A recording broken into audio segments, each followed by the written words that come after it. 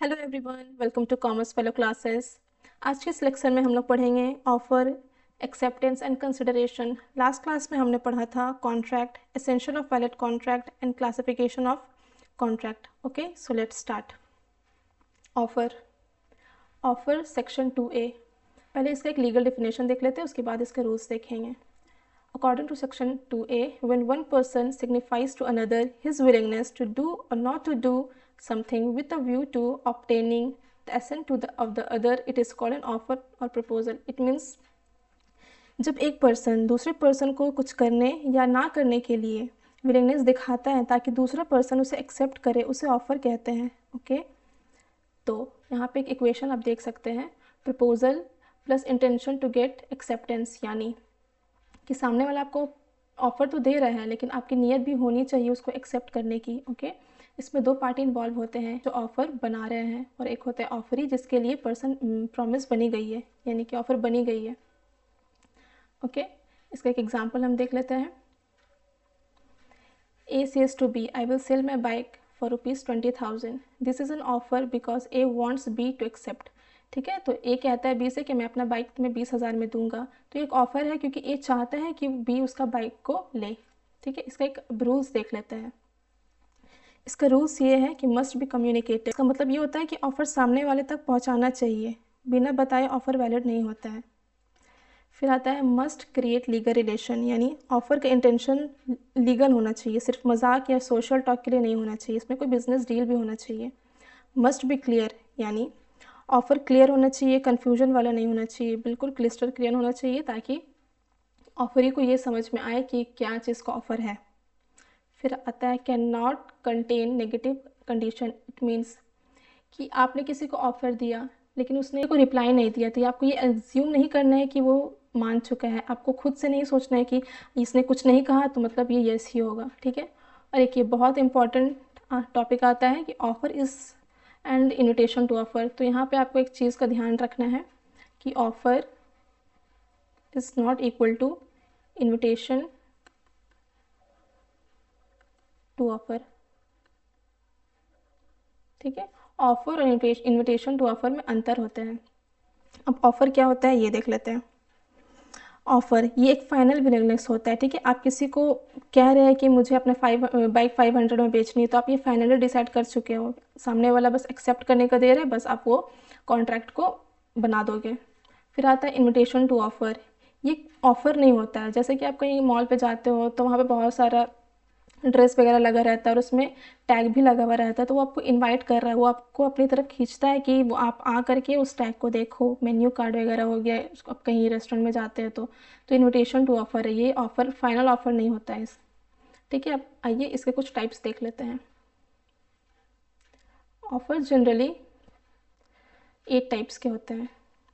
ठीक है, special offer. Special offer वो होता है जो सिर्फ किसी एक पर्सन या फिर कोई ग्रुप ऑफ पर्सन के लिए बनाई गई हो। ठीक है, फॉर एग्जांपल ए ऑफ़र करता है बी को कि अपना लैपटॉप तुम्हें बेचने को तैयार हूँ ₹30,000 में। बी कहता है ठीक है मैं एक्सेप्ट करता हूँ, लेकिन ये सिर्फ और सिर्फ बी के लिए है, ओनली बी, किसी और पर्सन के लिए नहीं है। फिर आता है जनरल ऑफ़र। ये ऑफ़र सबके लिए होता है, to public at a large. Okay, for example एक कहता है, ए पर्सन कहता है कि मेरा डॉग गुम हो चुका है, तो जो भी उसको ढूंढ के लाएगा मैं 10,000 का उसको रिवॉर्ड दूंगा।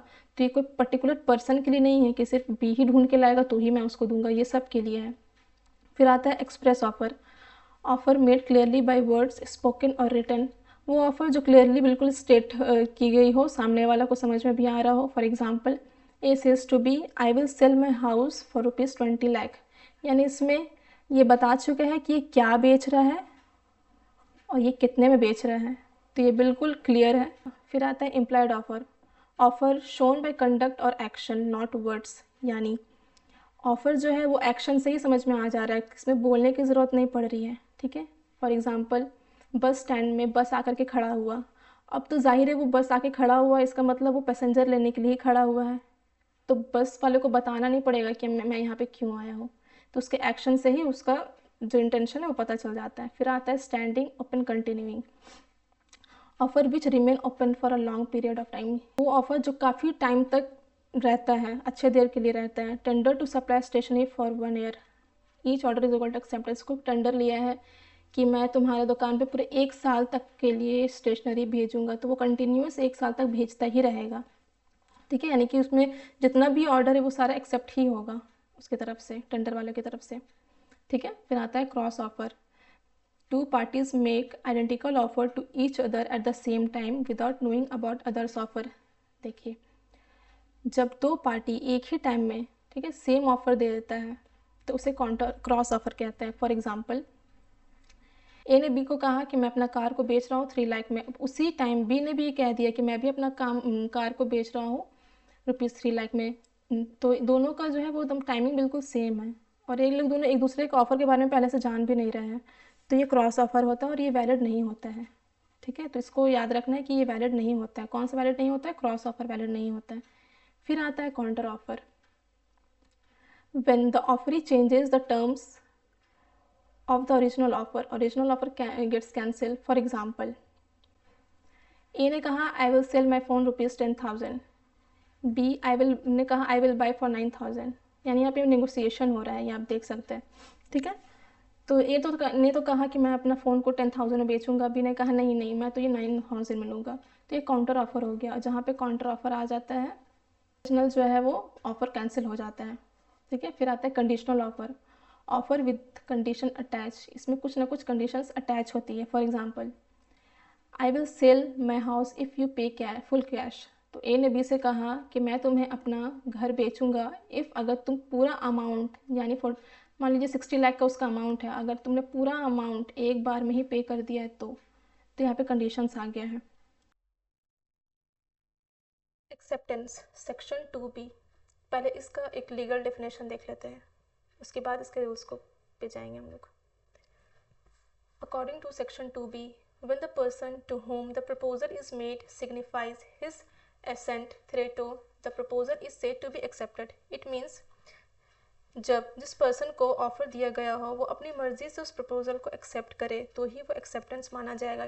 किसी दबाव में आकर के वो एक्सेप्ट ना करे, अगर वो दबाव में आकर एक्सेप्ट कर रहा है तो वो एक्सेप्टेंस नहीं माना जाएगा। तो यहाँ पे आप देख सकते हैं कि एक्सेप्टेंस मीन्स यस कहना होता है, अगर आप यस कह रहे हैं तो ही वो एक्सेप्टेंस होगा। इसका एक इक्वेशन देख लीजिए, offer plus acceptance is equal to agreement. Agreement कब होता है? जब ऑफर प्लस एक्सेप्टेंस दोनों हो। For example, I will sell my bike for ₹20,000, B agree. ये कहता है कि मैं अपने बाइक को 20,000 में बेचूंगा, बी एग्री हो जाता है विदाउट एनी काउंटर ऑफर, मतलब विदाउट एनी नेगोशिएशन। तो ये एक्सेप्टेंस है, बिल्कुल वैलिड एक्सेप्टेंस है। एक्सेप्टेंस कब इनवैलिड होता है? जब सामने वाला काउंटर ऑफर दे दे। फॉर एग्जाम्पल, ए ने कहा बी को मैं 20,000 में अपने बाइक दूंगा, बी ने कहा नहीं नहीं मैं तो 18,000 में लूँगी, तो ये तो काउंटर ऑफर हो गया। बी ने दोबारा इसको कह दिया कि नहीं मैं तो 18 में लूँगी, तुम चाहे 20 में दो या कितने में ही दो, तो ये इनवैलिड होगा, ठीक है। अब इसका हम रूल्स देख लेते हैं।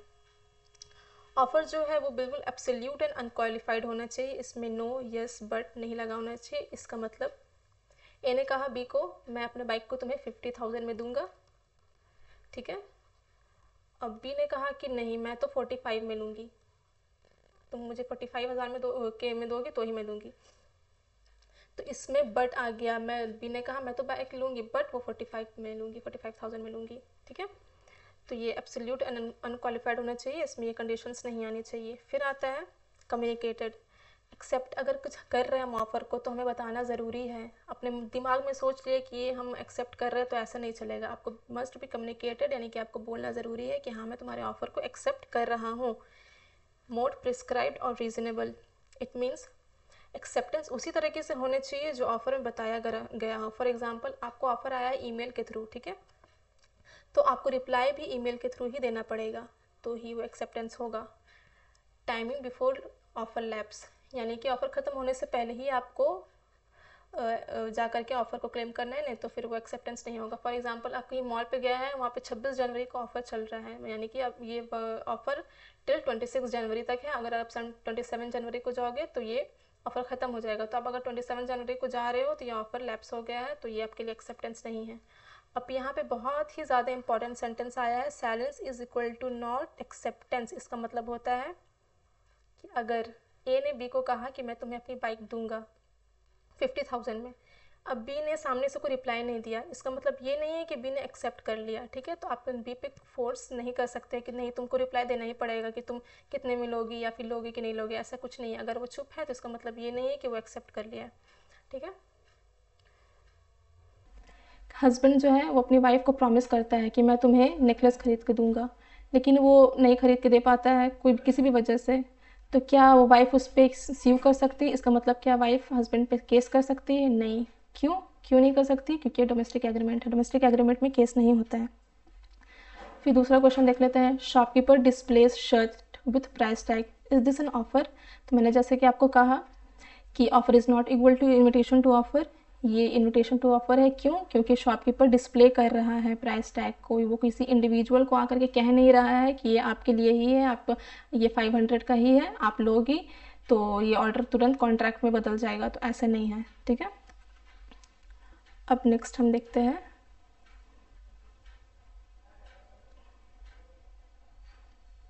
कंसिडरेशन। ये भी बहुत इम्पॉर्टेंट टॉपिक है, आइए इसे स्टार्ट करते हैं। पहले इसका लीगल डिफिनेशन देख लेते हैं।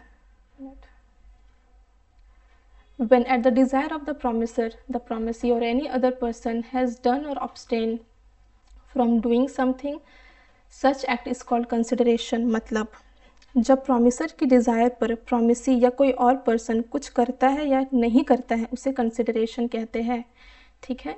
In short consideration mean something in return. ये मैंने आपको लास्ट क्लास में बताया था कि कंसिडरेशन मतलब समथिंग इन रिटर्न, यानी कि कुछ ना कुछ देना ज़रूरी होता है।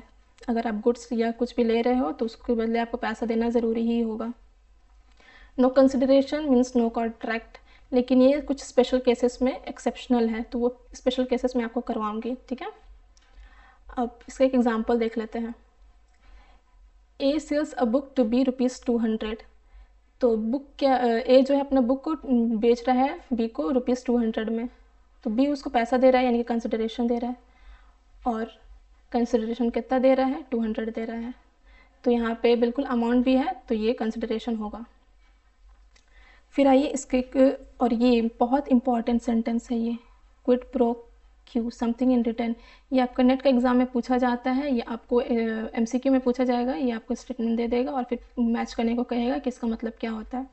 तो इसे मेक श्योर करना है कि अच्छे से इसको याद कर लेते हैं। आइए इसके रूल्स को देख लेते हैं। Must move at desire of promisor, no voluntary charity. इसका मतलब क्या होता है? कंसिडरेशन प्रॉमिसर की विश पर होना चाहिए, किसी फ्री चैरिटी या वॉलंटरी काम कंसिडरेशन नहीं होता है। सेकंड आता है कैन मूव फ्रॉम प्रॉमिसी और स्ट्रेंजर। इसका मतलब कंसिडरेशन प्रॉमिसी या कोई थर्ड पर्सन से भी हो सकता है। फॉर एग्जांपल ए जो है वो बी को कार बेच रहा है और जो है पेमेंट सी से ले रहा है, तो ऐसा भी हो सकता है। किसी भी वजह से सी उसको पेमेंट दे रहा हो वो मैटर नहीं करता, लेकिन सी उसको पेमेंट दे रहा है, तो जो कंसिडरेशन जो है वो प्रॉमिसी और स्ट्रेंजर पे भी हो सकता है। फिर आता है कैन बी पास्ट प्रेजेंट और फ्यूचर। इस स्टेटमेंट को अच्छे से समझ लेते हैं। कंसिडरेशन पहले अभी या बाद में भी हो सकता है। फॉर एग्जांपल पास्ट वाला पहले समझते हैं हम लोग। काम पहले किए हैं, पेमेंट बाद में करेंगे, ठीक है, तो ये हो गया पास्ट, ठीक है। अब आता है प्रेजेंट, यानी कि मैंने अभी ही काम किया और मुझे साथ ही में उसका पैसा भी मिल गया, तो ये हो गया प्रेजेंट। अब आता है फ्यूचर, मैंने आज तो प्रॉमिस कर लिया कि मैं काम करूँगा, लेकिन मैं काम उसका कल करूँगा, तो प्रॉमिस मैंने आज किया है, तो ये इस स्टेटमेंट का ये मतलब होता है। अब आता है must be lawful. Consideration illegal काम का नहीं होना चाहिए, ठीक है, जैसे कि क्राइम करने के बदले मैं तुम्हें पैसा दूंगा, तो ऐसा कंसिडरेशन नहीं होना चाहिए, बिल्कुल लॉफुल होना चाहिए। फिर आता है must be real not imaginary. मतलब कंसिडरेशन रियल होना चाहिए, सिर्फ इमेजिनेशन नहीं। मैं तुम्हें, जैसे एग्जांपल, मैं तुम्हें फ्यूचर में खुशी दूंगा, तो कोई नहीं जान सकता कि फ्यूचर में कौन किसको क्या देगा, तो इसीलिए मस्ट बी रियल होना चाहिए, कोई इमेजिनेशनरी नहीं होना चाहिए। अब रूल्स देख लेते हैं, बहुत इंपॉर्टेंट रूल है सेक्शन 25 का। ये भी नेट का एग्जाम में पूछा जा सकता है, आपका इंपॉर्टेंट सेंटेंस है ये। No consideration is equal to void agreement. जहाँ पे कंसिडरेशन इन्वॉल्व नहीं है वो एग्रीमेंट वॉइड होगा। वॉइड एग्रीमेंट क्या होता है ये मैंने आपको लास्ट क्लास में बहुत अच्छे से बताया है, तो जिसने वीडियो नहीं देखा है वो जाके देख सकते हैं। फिर आता है इसका एक्सेप्शनल को देख लेते हैं हम लोग, ठीक है। तो एक्सेप्शनल क्या है इसका? नेचर, लव एंड अफेक्शंस, यानी कि जब फैमिली मेम्बर के बीच एग्रीमेंट हो, रिटन या रजिस्टर्ड हो, तो वो एक्सेप्शनल केस में आता है। वॉलंटरी सर्विस, किसी के जैसे किसी ने बिना बोले, बिना डिमांड के हेल्प कर दी और बाद में सामने वाला रिवॉर्ड देने का प्रॉमिस करे, तो इस टाइप का एग्रीमेंट जो है वो एक्सेप्शनल होता है। टाइम बेयर डेब्ट, टाइम बेयर डेब्ट आप इस तरह समझ सकते हैं कि जैसे पुराना लोन जिसका कोर्ट में केस नहीं हो सकता, पर अगर बॉरोवर लिखित प्रॉमिस करे पे करने का तो वो कर सकता है, ठीक है। फिर आता है कंप्लीटेड गिफ्ट्स, जो गिफ्ट ऑलरेडी दे दिया गया हो तो उसका नहीं होता है कंसिडरेशन। फिर आता है एजेंसी या चैरिटी, एजेंट बनाना हो तो कंसिडरेशन ज़रूरी नहीं होता है, ठीक है। तो आज के लिए इतना ही रखते हैं और नेक्स्ट क्लास में हम देखेंगे कंसेंट और वॉइड एग्रीमेंट, इलीगल एग्रीमेंट, ठीक है। तो बहुत सारा टॉपिक है इसमें और भी बाकी, तो 1-2 वीडियो और लगेगा। तो वीडियो कैसा लगा कमेंट सेक्शन में ज़रूर बताएं और ऐसे ही अपकमिंग वीडियोज़ के लिए इस चैनल को लाइक एंड सब्सक्राइब करें। Thank you.